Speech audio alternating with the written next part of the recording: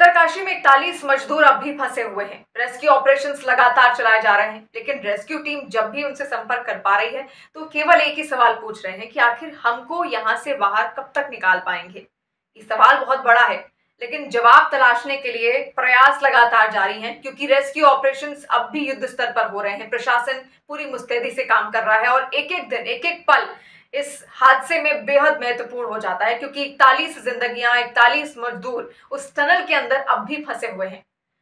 तो यहाँ पर जो रेस्क्यू ऑपरेशन चलाए जा रहे हैं उसमें अलग अलग टेक्नोलॉजीज का भी प्रयोग किया जा रहा है। एक 6 इंच का अब फूड पाइप उसमें डाला गया है, ताकि किसी भी तरीके से जो खाने पीने का सामान है, जो मेडिसिन है, जो दवाइयां हैं, जरूरी दवाइयां, वो उन मजदूरों तक पहुंचाई जा सके, क्योंकि बिना खाना और पानी के भी उनके लिए जीवन वहां पर बहुत ज्यादा मुश्किल हो जाएगा। दूसरी सबसे जरूरी चीज, सनलाइट उनको वहां पर नहीं मिल पा रही है, तो सनलाइट के लिए भी विटामिन्स की बहुत सारी टैबलेट्स उनको दी जाएंगी, ताकि किसी भी तरीके से वो वहां पर सरवाइव कर पाए और उनको सुरक्षित बाहर निकाला जा सके, क्योंकि बाहर जो दुनिया है वो भी उनका इंतजार कर रही है और वो 41 मजदूर भी इंतजार कर रहे हैं कि आखिर वो उस सुरंग से कब बाहर निकल पाएंगे। तो ऐसे में बहुत सारी टेक्नोलॉजीज का इस्तेमाल यहाँ पर किया जा रहा है, लेकिन अब 2 रोबोट्स भी यहाँ पर उतारे गए हैं। इन 2 रोबोट्स का नाम है आरओवी दक्ष। देखिए, ये रिमोट ऑपरेटेड है और पूरी तरीके से रिमोट से संचालित होते हैं। ये 2 रोबोट्स हैं, एक 20 किलो का है और एक 50 किलो का रोबोट है, जिनको अब भेजा जाएगा। तमाम जांच इनकी ओर से की जाएगी, इनकी क्या क्या खासियतें हैं, आखिर इसी रोबोट को क्यों भेजा जा रहा है, वो अब आप समझिए। तो रिमोट ऑपरेटेड है। सबसे अच्छी बात यह है कि बाहर अगर आप हैं तो अंदर इनको रिमोट के जरिए आप आसानी से ऑपरेट कर सकते हैं। इसके अलावा बैटरी इनमें लगी हुई है, यानी बैटरी से ही ये चलते हैं, उसी से संचालित इनको किया जा सकता है। और मुश्किल सैन्य अभ्यासों के लिए ही इनको खास तौर पर डिजाइन किया गया है। इसी तरीके के सैन्य अभ्यास या फिर कुछ ऐसे मुश्किलात या दुर्गम इलाकों में जाने के लिए ही इनका जो डिजाइन है वो इनको बनाया गया है।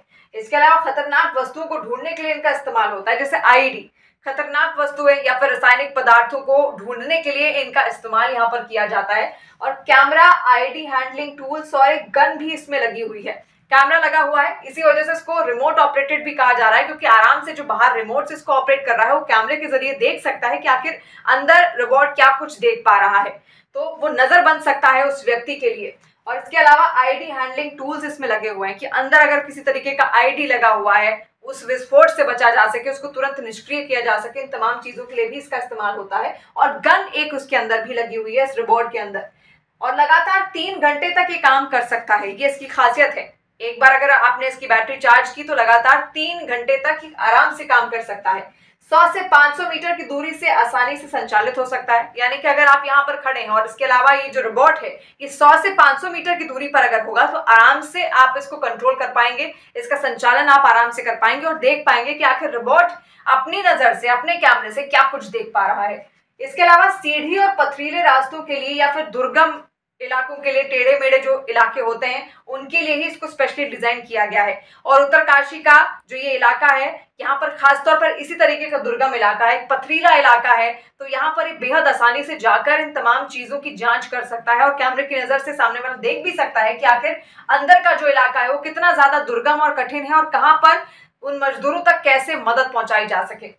इसके अलावा मैकेनिकल आर्म इसमें लगे हुए हैं। 2 आर्म्स हैं, एक है 2.5 मीटर का जो कि 20 किलो का वजन आसानी से उठा सकता है, और एक आर्म लगा है 4 मीटर का जो कि 9 किलो का वजन आसानी से उठा सकता है। यानी कि कोई ऐसा सामान है या फिर कुछ ऐसी चीजें हैं, पत्थर वगैरह है, उनको आराम से इसके जरिए हटाया जा सकता है। एक प्लेटफॉर्म पे ये पूरा जो रोबोट है एक प्लेटफॉर्म पे बनाया गया है और इस प्लेटफॉर्म में व्हील्स लगे हुए हैं, ताकि आसानी से दुर्गम इलाकों में इसका संचालन किया जा सके। जो पथरीले इलाके हैं, जो उबड़ खाबड़ इलाके हैं, वहां पर यह बेहद आसानी से जा सके। तो एक प्लेटफॉर्म डिजाइन है और उसके नीचे पहिए लगे हुए हैं, ताकि आसानी से उन क्षेत्रों में इसको भेजा जा सके। इसके अलावा जोखिम भरे रास्तों का पता लगाने के लिए इसका इस्तेमाल किया जाएगा और सुरंगों में फंसे हुए मजदूरों की निगरानी के लिए भी इसको वहां पर तैनात किया जाएगा। तो ये इसकी खासियत है और आरओवी दक्ष इसका नाम दिया गया है।